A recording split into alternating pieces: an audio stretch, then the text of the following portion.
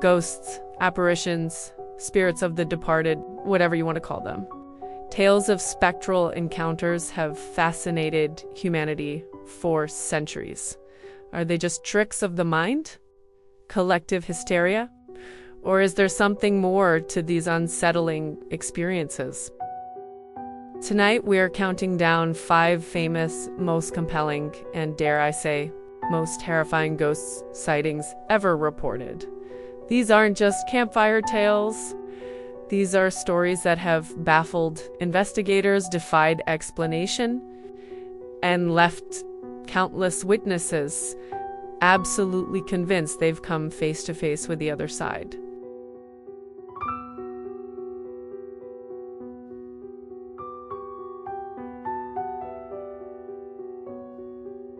Our first stop takes us to North London, 1977. This is the story of the Enfield poltergeist, a case that proves you don't need an ancient castle or a forgotten burial ground for a haunting. All you need is a perfectly average council house. The phenomena centered on the Hodgson family, Mother Peggy, and her 4 children. But the core of the activity revolved around 11-year-old daughter, Janet Hodgson. It began subtly. The children complained that their beds were moving. Then a heavy chest of drawers violently slid across the bedroom floor. When their mother, Peggy, saw the chest move by itself, after she had pushed it back, she knew something was deeply wrong. The police were called and they experienced it too. They couldn't find a source for the terrifying knocks and banging that echoed through the house. Soon, the events escalated into a full-blown paranormal circus. Objects flew across rooms, furniture tipped over, and electrical equipment constantly malfunctioned. The case became a worldwide sensation because much of it was captured on film and tape by paranormal investigators, most notably Maurice Grosse and Guy Playfair of the Society for Psychical Research. Grosse and Playfair were convinced the haunting was genuine, witnessing countless inexplicable events. The Enfield case has become so well known and talked about. It has inspired film creators around the world and reach our cinema screens. The Enfield poltergeist, the Enfield haunting, and probably the most famous, The Conjuring 2. But this is where the story gets murky. As the spotlight grew brighter, skepticism mounted. Janet, the central figure, was caught on camera bending spoons and, on one occasion, admitted to hiding a tape recorder. Investigators suspected she was exaggerating or faking some events for the intense attention a young girl from a working-class family was suddenly receiving. So, was it all a hoax? The answer lies with a voice. During the haunting, Janet began to speak in a new, distinct, guttural, low voice. This voice claimed to be an old man named Bill. The voice of Bill provided an incredible and later verified piece of information. He said he had died in the house. Specifically, he said he died in the living room armchair from a hemorrhage.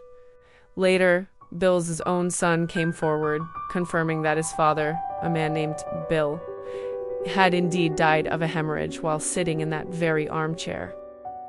Now, I definitely recommend you searching this recording. There's plenty of YouTube videos out there of it. Whether you believe in this case or not, you have to admit this recording will send chills down your spine. I remember when I first heard it, I honestly had to sleep with the lights on. This single piece of information, details that a 11-year-old girl should have had no way of knowing, is what tips the scales for believers, whether or not Janet faked a few bumps and knocks. This story of Bill gives the Enfield poltergeist a terrifying sense of legitimacy. And if you're wondering about Ed and Lorraine Warren, like in The Conjuring 2, well, according to the main investigators, they showed up uninvited, stayed for one day, and that was about the extent of their involvement.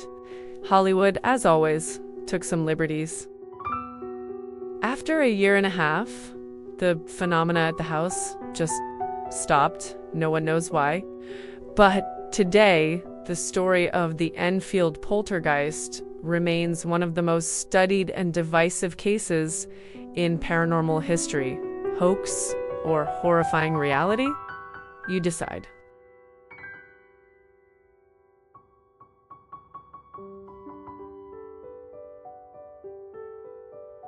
From the council houses of North London, we travel now to the serene mountain landscape of Eureka Springs, Arkansas, and a hotel that hides a terrifying secret behind its gorgeous Victorian facade. The 1886 Crescent Hotel and Spa, proudly nicknamed America's Most Haunted Hotel. This grand building has seen a lot of history, but a lot of tragedy too. Even during its initial construction, the shadows began to gather when an Irish stonemason named Michael tragically fell to his death in what is now the notoriously active room 218. But the most intense and darkest chapter in the Crescent's history came in the 1930s, when the hotel stopped being a resort and became something far more sinister: the Baker Cancer Hospital. A fraudulent medical entrepreneur named Dr. Norman Baker turned this resort into an experimental facility, charging desperate families their life savings while offering them nothing but false hope, and ultimately death. The dark energies from this brutal period still linger today. If you stay at the Crescent, you might meet the apparition of the cancer patient Theodora in room 419, who will politely introduce herself before vanishing. You might catch a glimpse of the infamous Baker himself, wearing his signature purple shirt and white linen suit, pacing the lobby.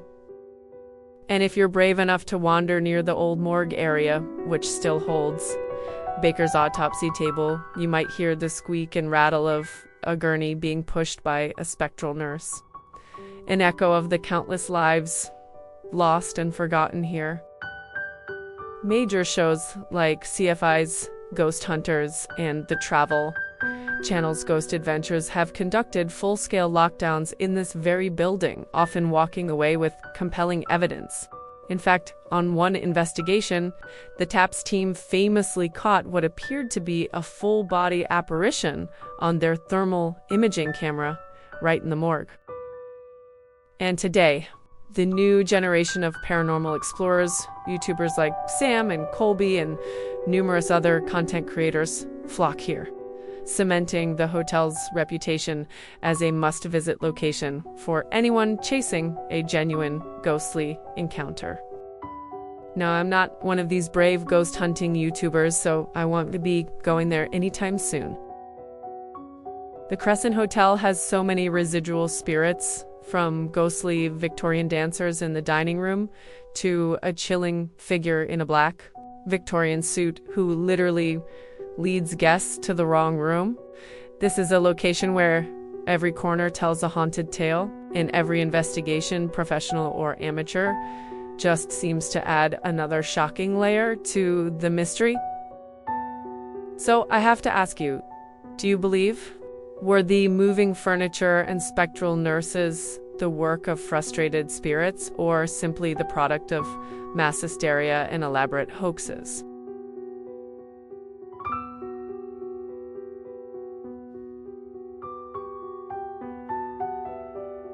From the chaos of America's Most Haunted Hotel, we travel across the globe to Melbourne, Australia, and a quieter yet profoundly persistent haunting, that of Frederick Federici, the star who refused to take his final bow at the Princess Theatre.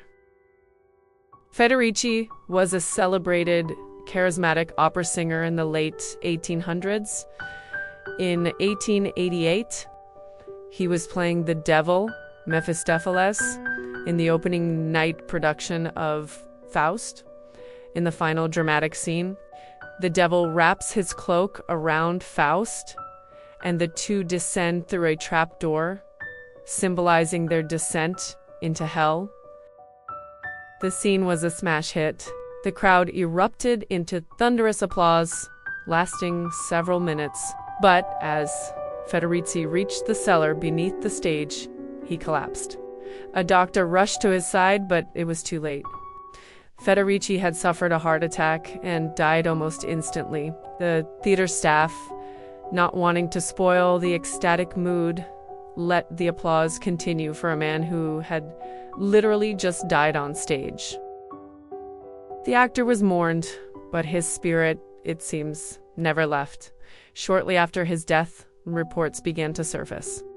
Night staff and maintenance workers heard strange noises. Stagehands saw a tall, good-looking figure in full evening dress, sometimes described as having glowing eyes watching the action from the stage or the corridors. Today, Federici's ghost is known as one of the world's most friendly and enduring theatrical hauntings. In fact, on every single opening night at the Princess Theater, management takes a special step to honor their eternal star. They keep one seat vacant in the dress circle just for Federici. It's considered good luck if his presence is felt. Staff and performers still feel unexplained brushes against them in the empty building, and Federici's sophisticated ghost is often seen sitting in his reserved seat, faithfully watching every performance. For Federici, the stage truly is eternal.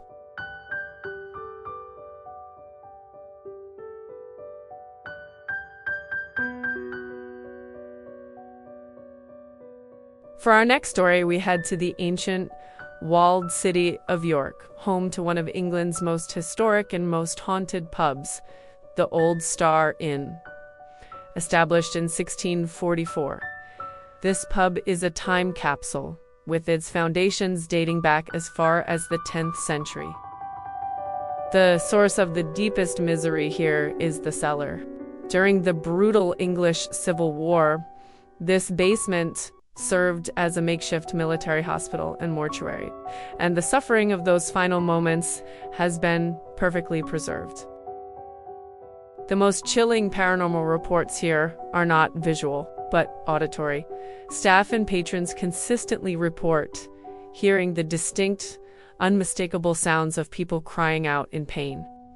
These unexplainable, agonizing cries echo through the stone walls, suggesting the cellar is still occupied by the spirits of the dying soldiers who perished here hundreds of years ago. The Civil War seems to have left its mark on the floors above, too. There are frequent claims of spotting a full apparition, the ghost of a royalist officer still dressed in his wartime apparel, wandering the premises. Another famous figure is an elderly lady in black, who is often seen ascending the old staircase. Intriguingly, the only people who ever report seeing the elderly woman are children. Her background remains a mystery, but the fact that only young eyes can perceive her makes her an especially unnerving resident. But perhaps the most unusual spirits belong to the bar itself. Staff near the counter have often reported seeing the quick, fleeting, shadowy forms of two black cats. These phantom felines are believed to be the ghosts of two real cats that were intentionally encased behind a wall near the bar. Traditional, if macabre, superstition meant to bring good luck to the newly built inn. The black cats may have brought the pub luck, but they're playful. Ghostly presence is a constant reminder of the inn's very deep, very old history. And I just wanted to quickly mention that I've actually been to this pub. Even though I personally never saw or heard anything, it was really cool to hear the stories firsthand from the bartenders.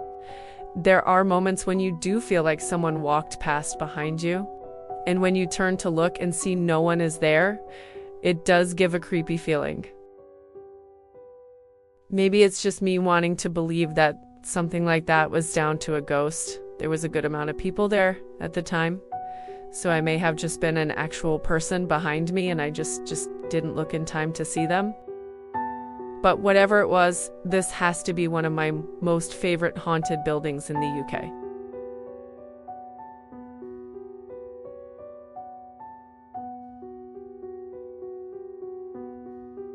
Eastern State Penitentiary in Philadelphia was not merely a prison, it was a psychological machine. Built in 1829, it pioneered a radical system: total, absolute solitary confinement, designed to inspire penitence or genuine regret in its inmates. Prisoners were hooded when moved, forbidden from speaking, and locked in these tiny, private cells 24 hours a day. The isolation was so extreme that the great writer Charles Dickens condemned it, saying this slow tampering with the brain was immeasurably worse than any torture of the body. This suffering, this deep, soul-crushing despair is what remains today. As the author who visited this site noted, whether you believe in ghosts or not, the prison is undeniably haunting. There is a powerful, palpable energy that lingers and clings, forcing silence upon visitors. That heavy, oppressive feeling, the sadness, the hopelessness, is the collective emotional signature of decades of despair. The weight of this environment affected even the toughest figures, most famously mob boss Al Capone. He spent 8 months here in a comparatively luxurious cell known as Park Avenue, yet he found no comfort. He was reportedly tormented nightly by the spirit of James Clark, a victim from the St. Valentine's Day massacre. Capone, the man who terrified a nation, was heard by guards and inmates screaming in his cell, begging for the ghost of James Clark to leave him alone.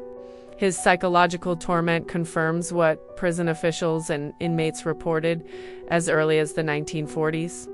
This place is cursed. Today, Eastern State Penitentiary, or ESP, is one of the world's most investigated paranormal locations. Because for the souls who are locked away in silence and solitude, their prison sentence never truly ended. They are permanently confined to the crumbling stone walls, their anguish echoing eternally through the empty halls.